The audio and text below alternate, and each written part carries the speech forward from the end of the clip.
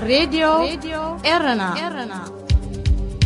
راديو إرنا كاب كتما باريس محلالف بإرتوان غازت إنياتا زدالو نتسا راديو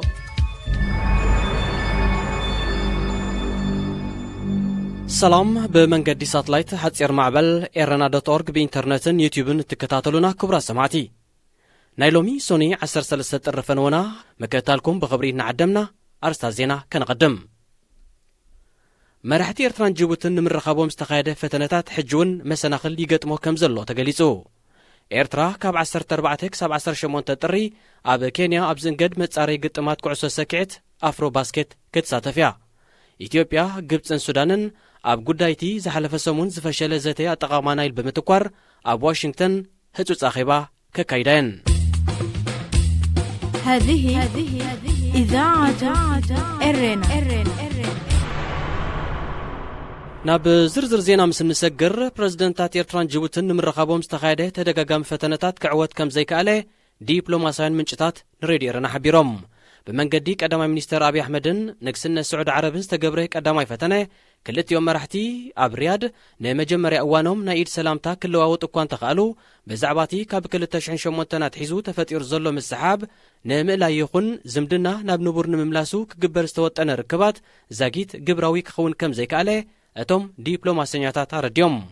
قدامي منيستر أبي أحمد أبزي زحل فورحي نكلت يوم مرحتي أبدي سابان من رخابهم مدب كم زنبره بملكات دما برزيدنت جيبوتي كابتي زت تحزيو زبلو مريت كم زوتسوق علي تو زبل كرمخونات بمقرب اتركب كسمر كم زي كالي عملكيتهم برزيدنت اسماعيل عمر قال له أب كباب راس دوميران راس إلوان زركب نايجيبوتو مخانو زقلصون أشتو كوجتات أبتي بقنبت كل تشحن شمونتن استخايدو كينات بإرترا كم زت تحزيو زوكس انتقونه بوغن إرترا زاقيت زقونه مقلتي يلن كاب كل تشحن 10 تنات حيزو كلت يوم مرحتي بمنقونينات قطر جمرو مروخات ناي مرخابن شمقلنا واننات مريتن كمودما ناي عرق مسرحن اكوان تنبره إرتران جيبوتن أبا كل تاشن 10 شوعتن مس قطر زنبرن زمدنا بمزحتالن اتمسرح دو كم زبله يذكر اتمسرح ناب حبرات هاجرات ويدما ناب ناي سعودي شمقلنا نمسقارو مدب كم زلون يتكاسيو قدامي منيستر أبي أحمد ناب سلطان دحر ممصو نكلت يوم مرحتن من رخابن ناي عرق مسرح نمجمارن دليت كم زلوه بقبرياريو انتقونه زاقيت كتاو زرب كلت يوم برزيدنتات يخون بمنقد شمقل تستبتح من ردان زتختم سمعن يلن برزيدنت جيبوتي مس برزيدنت إسياس كالرخاب مخانو أبز حلف عامت يقلت سكوان تنبره مع سنابين قنا أي تملكتن أبزمت زلو ورحلة كاتيت بمنقونينا السعود عرب نكلت يوم نمر رخاب مدب كم زلون أتوم نزح بريتاز الأخوة قنات أنفيتهم أزي كم زيلن كالو برزيدنت اسماعيل عمر قال لي بمخنيات موت سلطان عمان قابوس بين سعيد السعد ناي حزن مجلس ينمبصح تمالي 10 تخل تطري نابت هاجر أتيو هاجرايت غانتا كعسو سكيعت إرترا أبتي باهجراوي فيدريشن كعسو سكيعت فيبا زتودبه كاب 14 شمون تطري أب كينيا بزكايت قطمات متصاري أفري باسكت كتساتفيا 16 أبالات زحقفت هاجرايت غانتا كعسو سكيعت إرترا تمالي 10 تخل تطري ناب كينيا أمري حلا إرترا بزن حموشتي أبزفلت ناي متصاري قطمات تمديبن مزلوا كينيا تنزانيا دوب سودان سومالن كتقطميا كوميشن سبورت إرترا هدما كي قطم نتتصاوتي ناستات 100 شواعس ويدما لبريتو غزان تكالاتن بتحجا كمصو كمزه قددوم يزغلص إرترا أبز تفلالي عورتات سبورت نمستاف ناي موص عدل زرخبو تتصاوتي بولقن بوكبن عقبا نمحتات كترفو لمود ترييو سبسلطان إثيوبيا قبطن سودانن أب قداي تزحلف سمون زفشله زته أب تقامانا يلبزملكت هتسوت ركبن مكياد لومي 13 تري أب واشنطن أخيبا كايدو مخانم مع كنا زينا كاب كايرو حبيرن أبتي بمنيسترات توكله هتسوت ركب 3 هاجرات سبسلطان واشنطنن بانك عالمون كساتف مخانم تحبيرو هتسوت أخيبا بتأزاز بريزيدنت ترامب كمز تودبا يزنقر زلو أقدمون زن هاجرات ناب نايزة مأدي كملسان بانك عالمن سبسلطان واشنطنن كتسنبرون من محدار ترامب تسقطي كمز قبره كقلت تنحيو انتغنه اتي بتسقطي محدار ترامب ككايد تنح زته زي حلف سمون أبادي سابا أبز قبره وسان ركب أوتا وتسيت كي ترخبوه فشلو اتزته زفشله قبتي اتي إثيوبيا أب كباب نايل تهانتو زلاديقات هادسو ما يزمل قالو ناي قزي قدب زغربتو عامتات نربح قبت زهاسيو كتبلن كلا ኢትዮጵያ ወገና ግብፂ ኣብዚ ኣብ ኣዲስ ኣበባ ዝተኻየደ ዘተ ቅድሚ ሕጂ ዘይነበረ ሓደሽቲ ቅድመ ኩነታት ከም ዘቕረበት እያ ትወቀስ ምምሕዳር ትራምፕ ኣብዚ ንኻልኣይ ግዜ ፀዊዕዎ ዘሎ ህፁፅ ዘተ ሰለስቲአን ሃገራት ክሳብ 15 ጥሪ መፍትሒ ክርከበሉ ጸቕጢ ይገብር ከም ዘሎ ዝተፈላለዩ ወገናት ይገልጹ ሱዳን ቅድሚ እዚ ናይ ኣዲስ ኣበባ ርክብ ኣብ ኣጠቓቕማ ናይል ምስ ናይ ግብፂ ዝመሳሰል መርገፂ ከም ዘለዋ ቀዳማይ ሚኒስትራ ዓብደላ ሓምዶክ ኣቐዲሙ ገሊጹ እዩ እዚ ከምዚ ኢሉ እንከሎ ፕረዚደንት ደቡብ ኣፍሪቃ ሲሪል ራማፎሳ ንኢትዮጵያን ግብፅን ኣብ ዘሰሓብ ዘሎ ጉዳይ ኣጠቓቕማ ናይል ኢዱ ክሕውስ ኣብቲ ሃገር ዑደት ዘካየደ ቀዳማይ ሚኒስትር ኢትዮጵያ ኣብዪ ኣሕመድ ጸዊዑ ክቡራት ሰማዕትና ዜና ኣብዚ ተፈጺሙሎ ስዒቡ ብኣቶ ክብሮም ዳፍላ እናተዳለወ ዝቐርብ ኣተኩሮ ኣብ ዋና ጉዳያት ከልወና እዩ መከታልኩም ክትቀጽሉ ብኽብሪ ንዕድም ሬድዮ ኤረና ሬድዮ ኤረና ካብ ከተማ ፓሪስ ዝመሓላለፍ ብኤርትራውያን ጋዜጠኛታት ዝዳሎ ነጻ ሬድዮ እዩ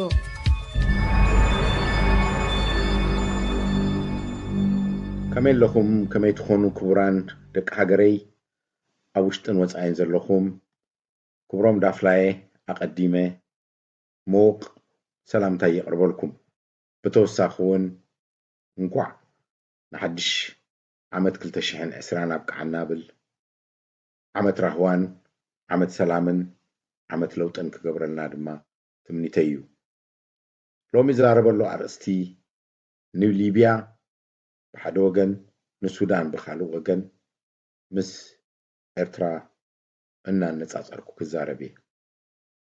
እቲ ቀንዲ ነዘን ክልተ ሃገራት ክጠቅስ ዝደለኹሉ ምኽንያት ንለውጢ ድሕሪ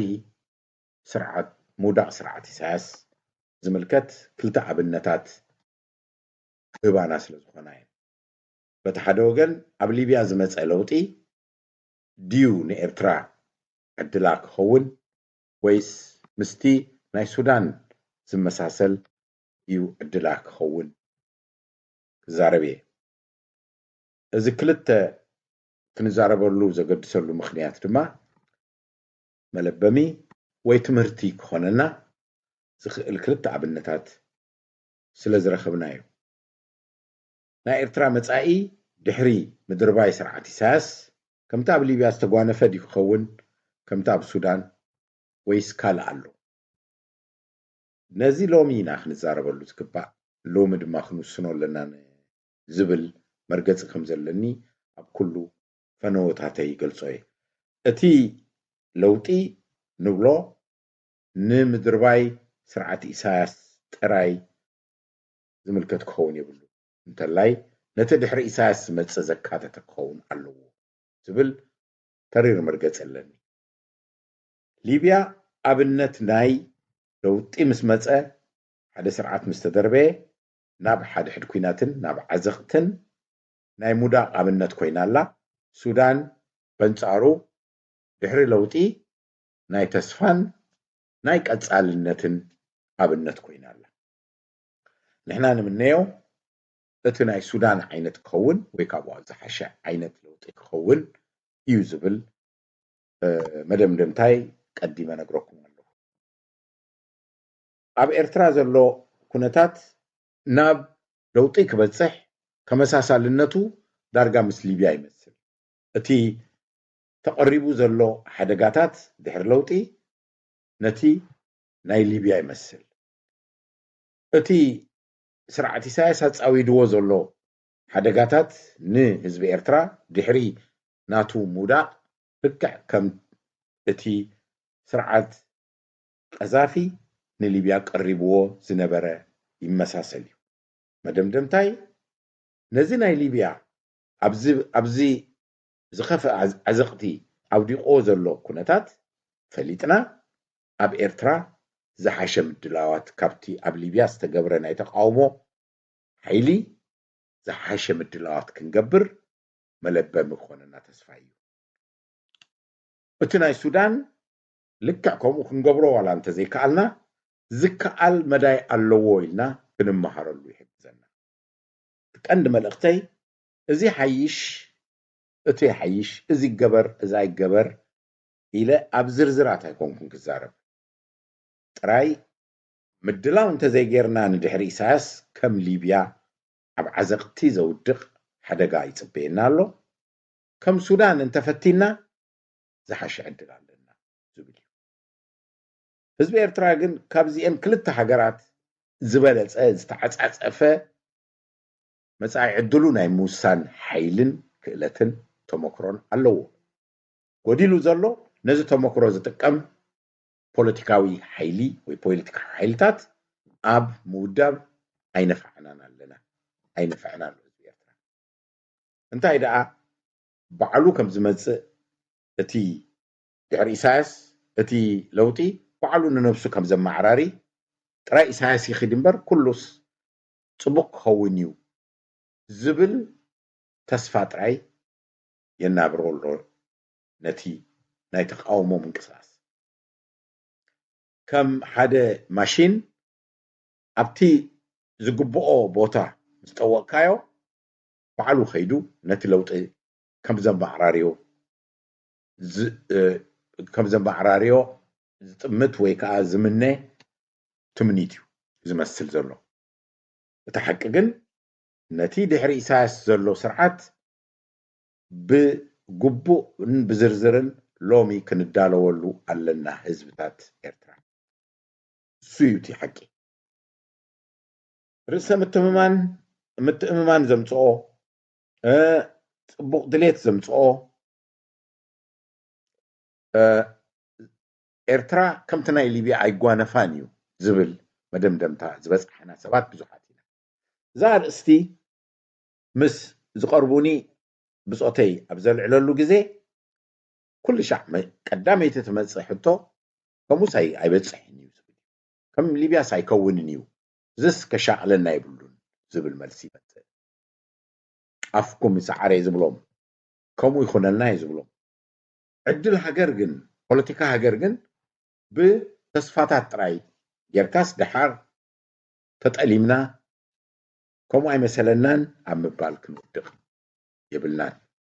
እቲ ድሕሪ ሰውራ ምዕዋቱ ኣብ ናፃ ኤርትራ ዝተጓነፈና ንሱ ስለ ዝኾነ ኣሚንና ነቲ ክግበር ዘለዎ ድሕሪ ናፅነት ፈሊጥና ተቐሪብና ስለዘይጸንሐና እዩ ኣብዚ ዘሎ ኩነታት ተበለፅቲ ከብፅሑና ዝኽኣሉ ከውድቑና ዝኽኣሉ ምክንያት ድሕሪ መስዋእቲ ድሕሪ እዚ ናይ ነዊሕ ዓመታት ንዓለም ዘደነቐ ናይ ህዝቢ ኤርትራ ቃልሲ ሕጂ ድማ ንህዝቢ ኤርትራ ንዓለም ዘደነቐ ከዓ ንዓለም ዘስደመመ ክንብሎ ይሓይሽ ውድቀት ናይ ኤርትራውያን ኣብ ምምሕዳር ሃገሮም ተራእዩ ሊብያ እምበኣር ከም ሕማቕ ኣብነት ከም መለበመ ኣብነት ክኾነና ኢለ ዘምጽኦ ዘለኹ ተመሳሳልነቱ ኣዝዩ ምስ ናይ ኤርትራ ዝቀራረብ ብምዃኑ እዩ ናይ ሎሚ ሊብያ ኤርትራ ክትበጽሖ ወይ ክትወድቆ እትኽእል ኩነታት ክኸውን ይኽእል እንተደኣ ሎሚ ዘይተቐሪብና እንታይ እያ እዛ ምቕራብ ትበሃል ዝብል ሕቶ ተልዕሉ ትኸውን ምቕራብ ንድሕሪ ኢሳያስ ብሓንቲ ቃል ወይ ብሓንቲ ሓረግ ክንዓጽኦ ንኽእል ኢና ፖለቲካዊ ውድባት ሰልፍታት ሓይልታት ምቕራብ እዩ ንድሕሪ ኢሳያስ ዘመሓድሩና ፖለቲካዊ ሰልፍታት ምቕራብ እዩ ብሓፂሩ ካልእ ነገር እዩ ፖለቲካዊ ሓይልታት ድማ ህዝቢ ከም ዝፈልጠን ምግባር እዩ ሽም ኣይኮነን ሎሚሽ ኣስማት ዝለበሳ ብዙሓት ዕቱባት እውን ፖለቲካዊ ሓይልታት ፖለቲካዊ ሰልፍታት ውድባት ኣለዋና ምስ ህዝቢ ግን ኣይተላለያን ህዝቢ ኣይፈልጠን እዩ ሽም ይፈልጥ ይኸውን እቶም ቀንዲ ንጡፋት ዘለው ገለ ክፋላት ናይ ሕብረተሰብና ኣስማት ይሰምዑ ኮኑ ከም መራሕቲ ናይ መጻኢ ሃገር ዝፍለጣ ግን ኣይኮነን ምክንያቱ እቲ መደባተን ንህዝቢ ኣየላለያን ህዝቢ ድማ ሕቱኡ ኣይቀርበለንን እዚ ግበራ ኣይበለንን ሓንቲ ካብ ሓንቲ ተሓይሽ ኢሉ እውን ኣይወዳደረንን ኣሎ ይዝከረኒ ብግዜ ሰውራ ናበይ ናይቲ ውድብ ኢኻ ትኸይድ ኢሉ ሰብ ኣብ ገዝኡ ከሎ ፈልጥ ነይሩ ሙሉእ ኣይኹን እምበር እቲ ሓበሬታ ብገለውን ዝተጸልዎ ይኹን እምበር ብዛዕባተን ውድባት ኣብ ሜዳ ዝነበራ ውድባት ይፈልጥ ነይሩ ገለ حبريتا نيرو يخوناني إيان زيانيان بوق جيرنا بناصرነት زبصحاني يبل نيرو ድሕር ናጽነቱን ከም ሓድራኒ ይኽእላየን ኢሉ ድማ ይስለፍን ይሕይለንን ነይሩ ሎሚ እውን ብተመሳሳሊ ኤርትራ ድሕር ኢሳያስ ግድን ببوليتيكاዊ ሰልፍታት يختمها إذاعة إرنا الدولية صوت أريتري مستقل راديو إرنا ناصا دمص إرتراويان እዚ ማለት ኣብቲ ደቂቕ ነገሩ ኣቲኻ ብኸመዩ ሰልፊ ሓደ ሰልፍነት ሓደ ዝወዳደሮ ክብል ኣይኮንኩን ደልየ መራሕቲ ከመዮም ክመፁ ክብል ኣይኮንኩን ደልየ እዚ ዳርጋ ን ጽቡቕ መዳዩ ነስተማቕረሉ መዳያት እዩ እቲ ቀንዲ ግን እዘን ሰልፍታት እዚአን እንታይ መደባት ሒዘን እየን ለውጢ ነምፅእ ዝብላ ዘለዋ ካብ ስርዓት ኢሳያስ ብከመየን ዝሕሻ ስርዓት ኢሳያስ ዝገብር ኣሎ ሕና እዚ ክግበር ኢና መደብ ንገብር ዘለና ኢለን ህዝበን ክነግር ኣለዎ ኣብ ሓፈሻዊ ዘረባ ምእታው ኣይኮነን ማዕርነት ብሄራት ማዕርነት ደቂ ኣንስትዮ ክነረጋግፅ ኢና ማዕርነት እዚ ክነረጋግፅ ኢና እዚ እኹል ኣይኮነን ምክንያቱ እዚ ህዝቢ ዝፈልጦ እዩ ከም ግድን ዝወስዶ እዩ ኣብቲ ቁጠባዊ መዳይ ኣብቲ ናይ ትምህርቲ መዳይ ናይ ጥዕና ናይ መሪየት ናይ ዕርቅን ሰላምን ናይ ሎሚ ዝበኣስ ዘሎ ሓይልታት ዝበኣስ ወይተ ብስርዓት ኢሳያስ ተናቂቱ ዘሎ ክፋላት ሕብረተሰብ ብከመዩ ተዓሪቁ ዝኸይድ ኣብ ዝብል ንቋንቋ ዝምልከት ንመሬት ዝምልከት ኢለ ኣለኹ ንቅዋም ዝምልከት ወዘተ ብዙሕ መዳያት ዘለዎ መደባት ፕሮግራማት ንህዝቢ ከስማዕ ኣለዎ ክምህር ኣለዎን ህዝቢ ድማ ንዕቱባት ዝኾና ሰልፍታት ካብተን ካልኦት እንዳፈለየ ህዝቢ ከዓስሎ እዩ ማለት እዩ ከዓስለን እዩ ነተን ዕቱባት ዝኾና ሰልፍታት ተቃውሞ ኣብ ስርዓት ኢሳያስ ክግበር ከሎ እቲ ተቃውሞ በዘን ሰልፍታት ኣብ ዝግበረሉ ግዜ ትመጻኢ ናይ ድሕሪ ኢሳያስን ድሮ ይወሓስ ኣሎ ማለት እዩ እዚ ኣብነት እዚ ኣብ ሱዳን ዝረኣናዮ ሱዳን ነቲ ለውጢ እዚ ዓመት እዚ ንስርዓት በሽር ህዝቢ ሱዳን ክድርቢ ከሎ እቲ ተቃውሞ ዝተልዓለ ናይ ህዝቢ እዚ ስርዓት እዚ ይኺደልና ዝብልን ያእኽለካ ዝብልን ምዃኑ በቲ ሓደ ወገን ርኢና እንታይ ክግበር ይግባእ ድሕሪኡ እንታይ ክግበር ይግባእ ንዝብል ግን እተን ሰልፍታት እተን ማሕበራት ናይ ህዝቢ ማለት ማሕበራት ፖለቲካዊ ሰልፍታት ናይ ሞያ ማሕበራት እየን ዘመሓድርኦ ነይረን ዝመርሕኦ ነይረን ኣብ መወዳእታ ስርዓት ዑመር በሽር ምስ ወደቐ እቲ ንዑ ክትክእ እሞ ስልጣን ንህዝቢ ከመሓላልፍ እየ ዝበለ ናይ ወታደራት ጉጅለ ምስ መፀ እስኻ ከም ወታደራዊ ጉጅለ ኣይንቕበለካን ኢና ዝበለውን እቲ ተወዲቡ ዝፀንሐ ናይ ህዝቢ ፖለቲካዊ ሰልፍታት እዩ ክቃወሞ ፈቲኑ እዩ እቲ ወታደራዊ ጉጅለ ነዚ ተቃውሞ ዝወደበ ፖለቲካዊ ሰልፍታት ግን ብሓደ ድምፂ ናይ ህዝቢ ድምፂ የቃልሕ ስለ ዝነበረ ፀቂጡ ከትርፎ ኣይከኣለን ክሳብ መወዳእታ ድማ ኮፍ ኢልካ ዘተ ክትገብር እሞ ህዝቢ ዝቕበሎ ሕቶታት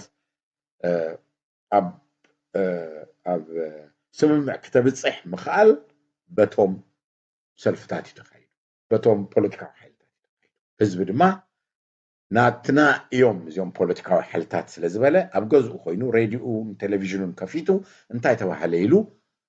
ይሰምዕ ነይሩ ምክንያቱ ዝኣመኖ ርኢ ኩሎ ይፈልጦም እዩ ካብ ቀደም ካብ ቅድሚ በሽር ጀሚሩ ፈልጦም ኣብ ሱዳን ዘለዋ ፖለቲካዊ ሰልፍታት ዳርጋ ካብ 60 ዓመት 70 ዓመት ዝገበራ እየን ማሕበር ሰራሕተኛታት ኣለዋ ካብ ግዜ መግዛእቲ ጀሚረን ዝሰርሓን ህዝቢ ዝውድባን ዝነበራ ናይ ማሕበር ዩኒቨርሲቲታት ወይ ናይ ማሕበር ተምሃሮ ሓያላት ማሕበራት ኣለዋ ጠቂሰ ኣለኹ ናይ ማሕበር ሞያውያን ብፍላይ ናይ መሃንድሳት ናይ ሰብ ሕጊን ናይ ሓካይምን ኣለዋ እዚ ኩሉ ዝፀንሐ ናይ ህዝቢ ማሕበር ምዃኑ እዩ ዘገድሰና قدنا زين كن فوتوكوبي كنقبرنا يكوننا بإرترا محبراتنا جن نهزبي وكلاينز بحالا محبرات كن على لينا كنصنع لنا أب إرترا يلا حدا محبر نهزبي وكيلو زمتص زنبره كنا حزباو جنبار محبر ترايو نهزباو جنبار محبر دما نهزبي كم زي وكل فوق تباهيلو تدرابيو له سلفتات وقدف يكون محبراتو كم بعلها كوسئ حماده اي وزته زلو كلهم اب حدا باكو اتيو حزبي دربيو مان نزيهم زتكو منيو سبا يكوننا كندل زلنا من يزمر حنا مبال قالعوي ورا سالساويو تقندي نهزبي زوكل دمص اذا سمع زلو سلفي من يمبال اب سودان رئينايو تعويتهم مالت تعويتهم كنبل كلنا بوليتيكاوي لوط امتيهم مالت ايكونن نتي بعمر بشير تصيق سرعات تركيبهم هاجر يمحضروا له نزي هاجر زم محضروا دما حزبي ببايتوتاتو غيرو يكون بخال مقدي كعسلو وي ريتو كقربولو ادل ترخيبو سلام اب سودان الله كله فعليفو بغزي بشير زباس نبره حزبتات معرابن مبراقن سمين دبوبن عريقو بحد خيدالو نزي زغبره اتي اب سودان زلو صنحه بوليتيكاو بحاليو ات بوليتيكاو بحالي دما اب بوليتيكاو ودبات امنت عليديرو لك نايز انصار اب ليبيا كريينا حجي ليبيا اتتقاومو زجمرلو 2011 ጥሪ ናይ ህዝቢ ተቃውሞ ብፍሉ ኣብ ጽርግያታት ይኹን ኣብ ከተማታት ይጅምር 2011 ክጅምር ከሎ ኩሉ አቃልቦ ከምታ በኤርትራ ዘሎ ኣብቲ ሙዳቅ ስርዓት ቀዛፊ ጥራዩ ኣዲቡ ብድሕሪኡ እንታይ መን ይዘም ሓድረና ከመይና ንኸይድ ዝብል ግን ዝኾነ ይኹን ፖለቲካዊ ሓይሊ ቀሪቡ ኣይጸንሐን ኣብ ህዝቢ ኣይነበረን ተቃውሞኦም ኣብ ቀዛፊ ግን ጠሚሮም ስለ ዝኾነ ኩሉ ክፋላት ሕብረተሰብ ተማሃሮ ሰራሕተኛታት ሰራዊት እቶም ኣብ ቁሸታት ዝነበሩ ሕሉፍ ሃይማኖተኛታት ይኹኑ ፀይቅታቱን ከይተረፉ ንስርዓት ቀዛፊ ቃውሙ ስለ ዝነበሩ እቲ ሓይሊ ስርዓት ቀዛፊ ከውድቆ ሲኢሉ ክንደይ ወሲዱሎም ነዚ ዳርጋ ዓመት ወሲዱሎም ቀዛፊ ክመውት 10 ወርሒ ወሲዱ ብድሕሪኡ እውን ናቱ ተረፍ መረፍ ክሳብ ደቁ ብፍላይ ክሳብ ዝተሓዙን ኣብ ቀይዲ ክሳብ ዝኣትውኑን ዓመት ሓሊፉ ብድሕሪኡ እውን ደገፍቱ ዝበሃሉ ንክልተ ዓመት ብድሕሪኡ ንዓደ ዓመት ክሳብ 2012 መወዳእታ ኩናት ምስኦም ይግበር ነይሩ ድሓር ግን ናይ ብፍላይ ናይ ቀዛፊ ምሟት ምስተፈለጠ ሬስኡ ምስተረኣየ ህዝቢ ለውጢ ኣምፂና ኢሉ ተሓጒሱ ኣብ ጽርግያታት ጨፊሩ እቲ 40 ዓመት ካብ 69 ጀሚሩ ዝቅጥቅጦ ዝነበረ ሓደ ሰብ ከይዱልና ኢሉ ነቲ ለውጢ ኣስተማቂርዎ ክንብል ንኽእል ልክዕ ከምቲ ናህና ኣብ 91 ድሕሪ ናጽነት ዝነበረ ናይ ኣእምሮ ብለውጢ ምስካር ክንብሎ ንኽእል ተራእዩ ህዝቢ ተሓጒሱ እዚ ድማ ዝግብኦ እዩ ህዝቢ ሊብያ ትጸገም ግን ብድሕሪኡ እንታይ ክግበር እዩ ዝብል ግን ኣብ ቁፅፅር ህዝቢ ወፃኢ እዩ ነይሩ እዚዩ ድማ ዘዛርበና ዘሎ ብድሕሪኡ እቶም ከም ወደብቲ ተቃውሞ ዝተረኣዩ ጉጅለታት ወይ ሰባት ንበሎም ኣብ ሓደ መንግስቲ ኢና ዝብል ደረጃ በፂሖም ልክዕ ድማ ዓለሙን ደጊፍዎም ገና ቀዛፊ ከይወደቀ ከሎ ኣብ ሳልሳይ ራብዓይ ወርሒነት ተቃውሞ ዓለም ነዚ ዝተወደበ ናይ ተቃውሞ ሓይሊ ከም መንግስቲ ክፈልጦ ይጅምር ንቀዛፊ ድማ ከም ሓደ ዝወደቀ ስርዓት ክርኢ ስለ ዝጀመረ እዚኦም ናይ መንግስትነት ሓላፍነት ከይተዳለውሉ ተረኪቦም እዚ እንዳኾነ ከምቲ ዝበልኮ ኣብ ድሕሪ ዓመትን ፈርዓን ድሕሪ 2 ዓመት ኩሉ ናይ ኣሰር ናይ ቀዛፊ ምስ ጠፍአ እዚ መንግስቲ تباهلو كوفي زبالة عندنا نعو زقاوم حيل دما قال يجمر مخنياتو حوسواس سلازنبره ناتنا حطوخه زبلك مصيو تبلستي برت زحازو دما نحنا علنا سمعنا خبلو كجمرو يوم ازي حسيرنا خنقلصو انت خوينا حيال زخونه سب زخونه نتي منغستي زبلو كفرارح جميرو مخنياتو تمنغستي زبل استودبن ህዝቢ እስኻ ኻይሉ ዝድግፎ ኣይነበረን ኣይፈልጦኒ በዓለት ብእምነታት ናይቲ ሕሉፍን ንቡርን እምነት ናይ ምስልምና ዝኣምን ብኻልኡን ብስድራቤት በገለ ተቃውሞ ዘልዕል ሓይሊ ክፍጠር ይጅምር እዚ ኣብ ማእከላይ መንግስቲ ክኸውን በቂዑ ንብሎ ዘለና ኣብ ጥራብሎስ ርእሰ ከተማ እዩ ቆይሙ ካብኡ ዝመሓደር ንሊብያ ዝኣክል ሃገር ግን ዝቆፃፀር ክልኻል ሓይሊ ይኹን ፀጥታ ኣይነበሮን ኣይተቀረበሉን ስለዚ እቲ ዝተረፈ ሓይሊ ብምሉኡ ኣብ ተፈላለዩ ሓያላት ናይ ሚሊተሪ ካኣቱ ይጅምር ቁሸታት ከይተረፋ ንኣሽቱ በቶም ያታውያን ኣመሓደርቱ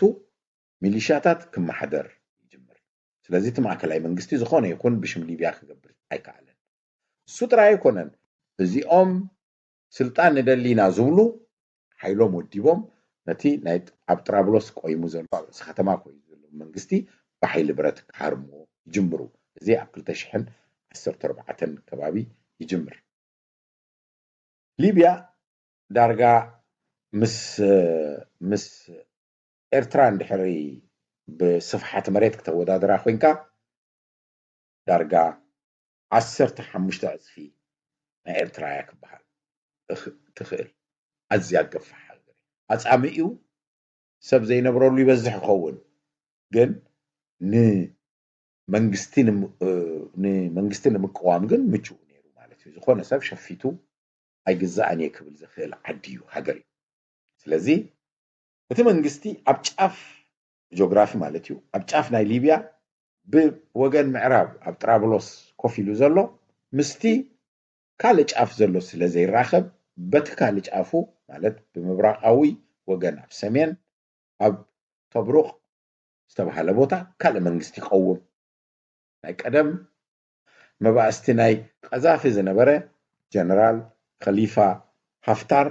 ዝተባሃለ ኣብ ስደት ዝነበረት መፂኡ ኣብ ጀነራል ኮፍ ይብል ዓብይ ሰራዊት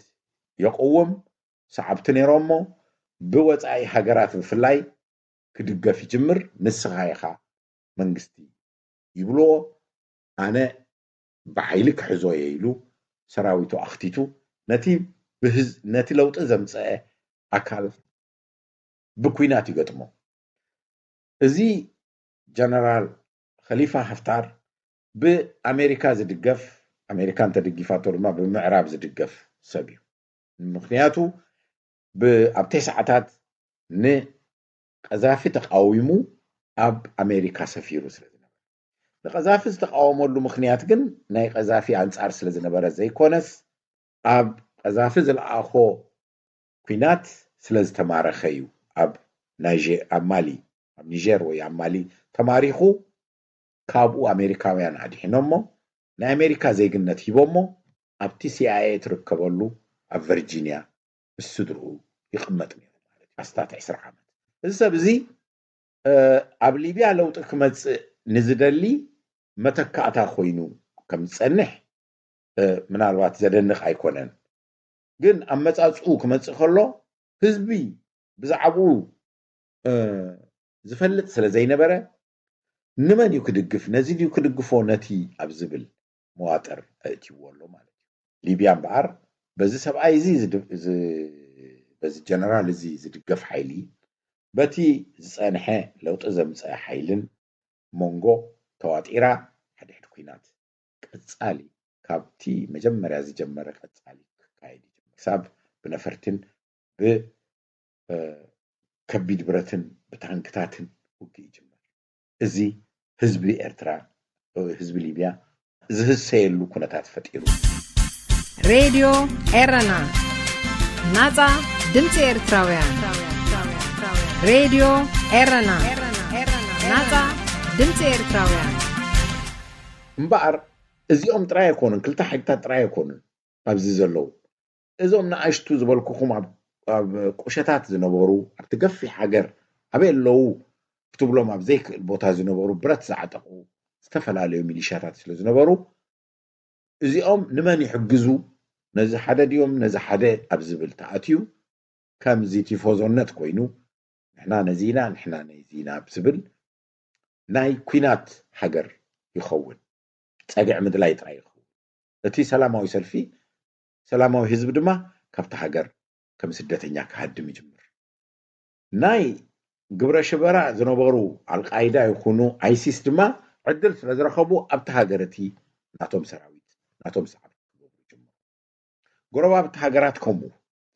ደገፍቲ ኣዛፊና ዝብሉውን ኩናት ይኣቱ ስለዚ እታ ሃገር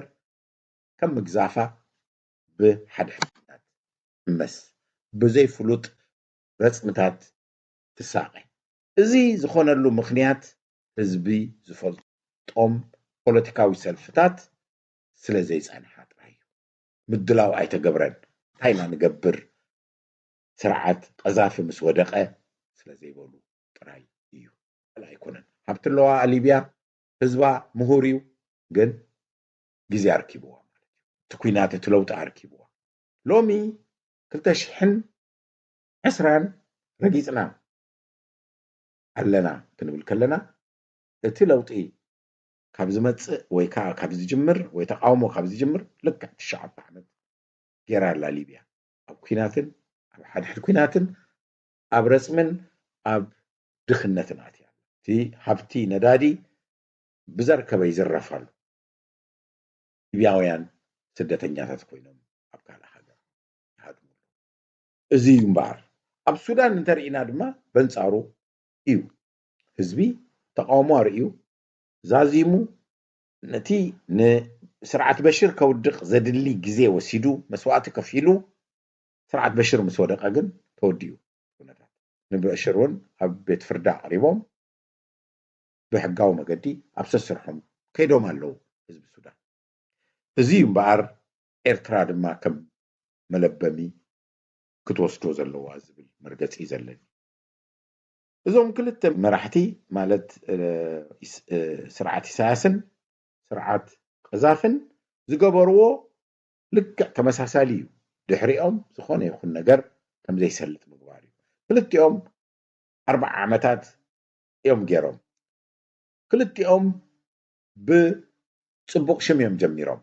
ቀዛፊ ክጅምር ከሎ ኣምፃኢ ሰውራ ተባሂሉ ይመፅዩ ንእሽተይ ወዲ 29 28 ነይሩ ስለዚ ለውጥ ከምፃዕና ኢሉ ህዝቢ ብፅቡቅ እዩ ዝፈልጥ ክልቲኦም ንሰብ ኣዳህሊሎም ንህዝቦም ኣዳህሊሎም ገሃነም ነቲ ሃገር ኣብ ገሃነም ዘእትዉ ምእሳር ሕጊ ማለት እዩ ምርዓድ ኣካላዊ ስቅያት ምውራድ ምቕታል ተቃውምቶም እዚ ክልቲኦም መራሕቲ ዝገብሮ ዝነበሩን ኢሳያስ ዝገብሮ ዘሎን እዩ ብልሽዋት ናይ ሓንጎል ምዝንባል ዘጥቅዖም ሰባት እዮም ስለዚ ነቲ ሃገር ናብ ዲሞክራሲ ከም ካልኦት ዲክታተራት ናብ ዲሞክራሲ ወይ ከዓ ናብ ከም ሃገር ከም ዝቕፅል ዝገብር እምነት የብሎምን ይትረፍ ዲሞክራሲስ ደሓን ዋላ ሃብቲ ናይቲ ሃገር ክምዝምዙ ጥራይ ዝደልዩ ዲክታተር ኮይኖም ሶምን ስድሮኦምን እንዳበልዑ ግን ህዝቢ ድማ ከም ዝበልዕ ዝገብሩ ኣይኮኑን ክልቲኦም ሕሙማት እዮም ነይሮም ስለዚ ናይ ኢሳያስ ንኤርትራ ቀሪቡላ ዘሎ ዕድሉን ካብኡ ኣይፍለን ነዚ ቃል ዓለም ክንገብረሉ ስለዚ እቲ ኣብዚ ንወስዶ ዘለና ትምህርቲ ኤርትራ ከም ሊብያ ከይትኸውን ምድላዋትና ምድልዳል እዩ እንታይ እዩ እቲ ምድላዋትና ተባሃለ ፖለቲካዊ ሓይልታት ማሕበራት ምሕያል እዩ ካልእ የለን እዚኦም ፖለቲካዊ ሰልፍታት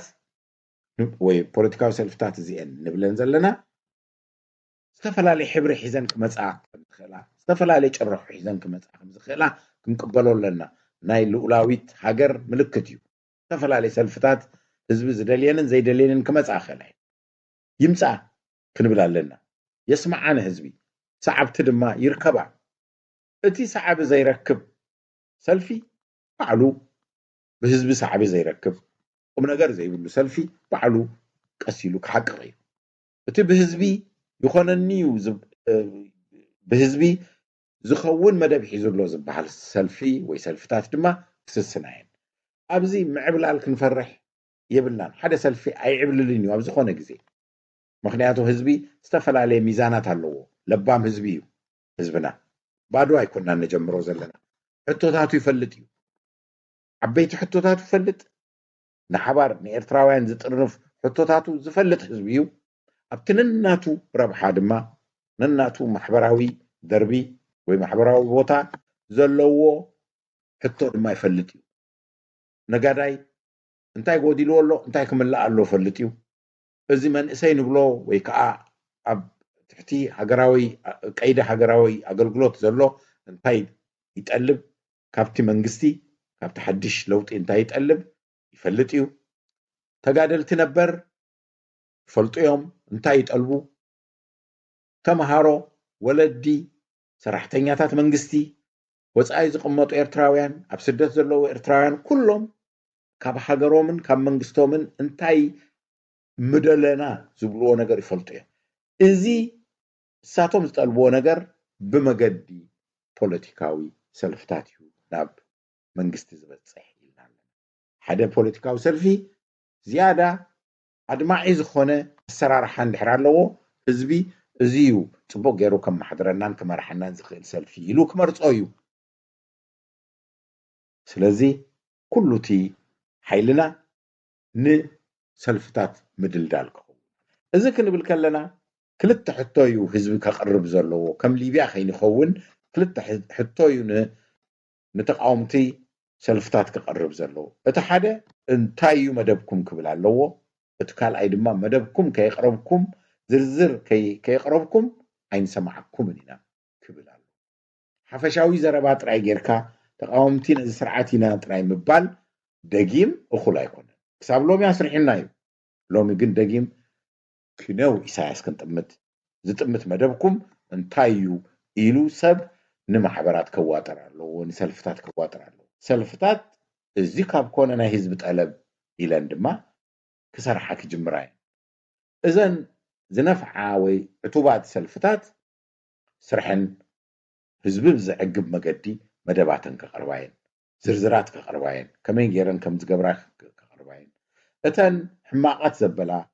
ዘረባ ጥራይ ዝኾና ድማ እንድሕር ኣለወን ድማ ባዕለን ክጠፋየን ማለት ስለዚ ጽባሕ ለውጢ ይገበር ኢልና ኣብ ፅርግያታት ይኹን ኣብ ዝተፈላለየ መገዲ ክንመጽእ ከለና ዝመርሑናን ዝመርሓናን ሰልፍታት ውድባት ማሕበራት ድሮ ንፈልጠን ክህልዋ ኣለወን ክህልዋና ኣለወን ስም ጥራይ ኣይኮነን ግን ዘድልየና መደባተን ክንፈልጥ ኣለና ክብል ኣለዎ ህዝቢ መደባት ክናፍልጣና ሕቶ ክንሓተክን ክንስዕበክን ክብል ኣለዎ ህዝቢ ማለት እዩ ምርጫና ካብቲ ለውጢ ምምፃእ ጥራይ ዝብል ናይ ሊብያ ወፂኡ ለውጢ መፂኡን ድሕሪኡን እንታይ ንግበር ዝብል ናይ ሱዳን ክንወስድ እላቦ ጽቡቅ ምጅማር ዓመት ይግበረልና ፖለቲካዊ ብስለትና ንላዕሊ ዝዓርገሉ ዓመት ይግበረልና እንዳበልኩ እሰናበተኩም ክብሮም ዳፍላይ እንደገና እዚ ወደሓንኩም ሬድዮ ኤረና ሬድዮ ኤረና ካብ ከተማ ፓሪስ ዝመሓላለፍ ብኤርትራውያን ጋዜጠኛታት ዝዳሎ ነፃ ሬድዮ እዩ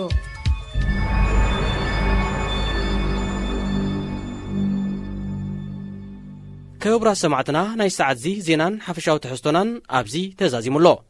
ሰላም